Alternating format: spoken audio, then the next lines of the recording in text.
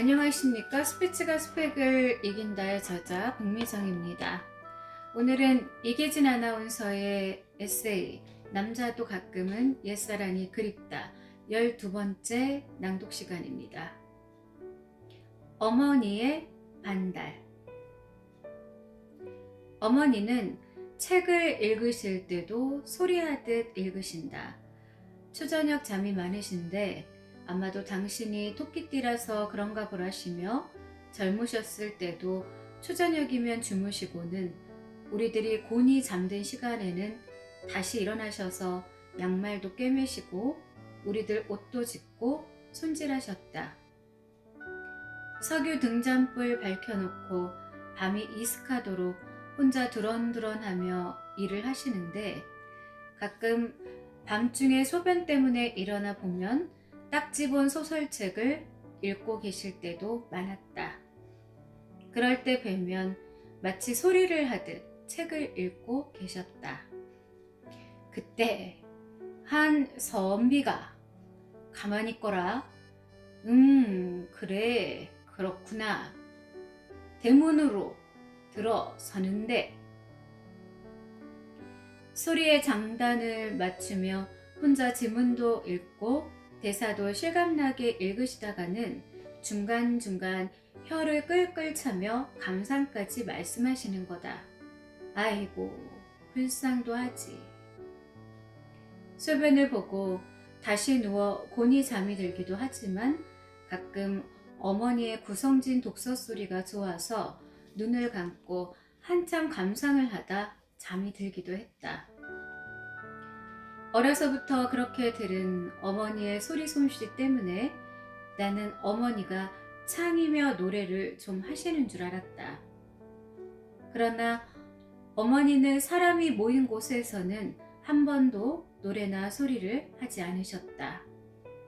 그뿐 아니라 우리 남매들이 학교에서 배운 노래들을 아무 때나 생각 없이 할 때면 밤중에 노래하지 마라. 아침 노래는 저녁 곡소리만도 못하다시며 금하셨다. 대체 어머니께서는 제대로 된 소리나 노래를 할 줄 아시는 건지 모르시는 건지 알 수가 없었다. 그러던 어느 해 집안 잔치 끝에 한 방 가득 식구끼리 모여 논 적이 있었다. 어머니는 난생 처음 떠밀려 나와 노래를 하셨다.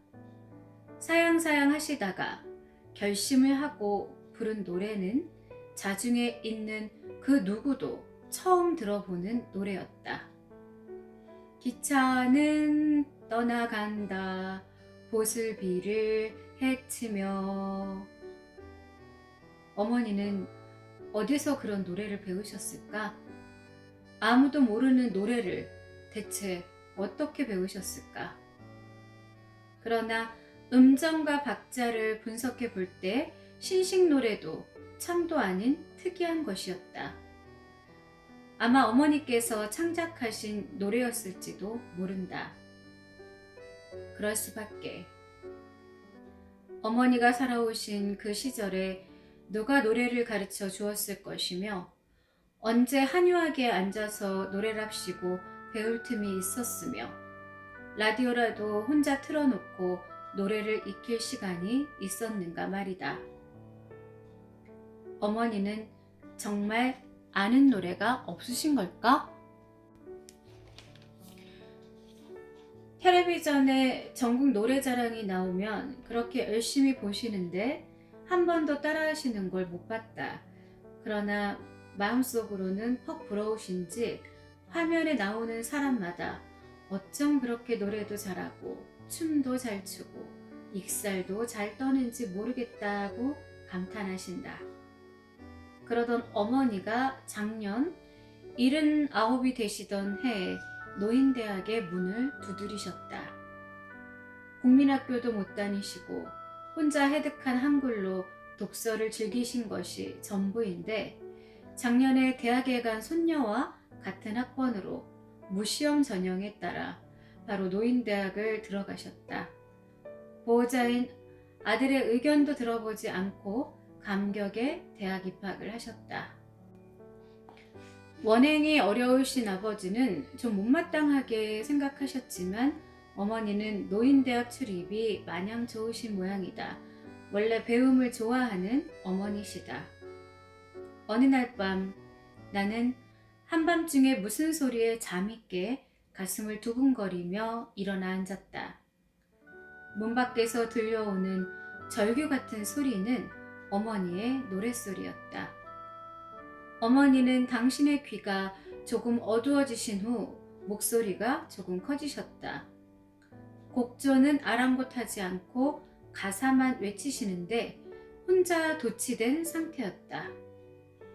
푸른 하늘 은하수 하얀 쪽배에 개수나무 한 나무 새끼 한 마리 돛대도 아니 달고 삿대도 없이 가기도 잘도 간다 서쪽 나라로.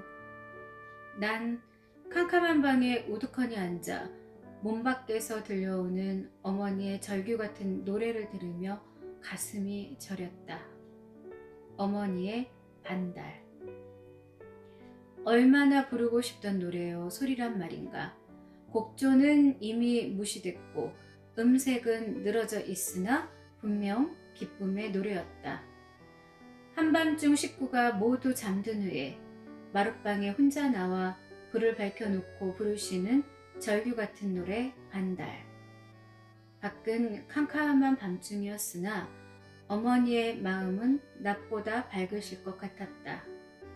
어머니는 되풀이해서 반달을 부르셨다. 푸른 하늘 은하수.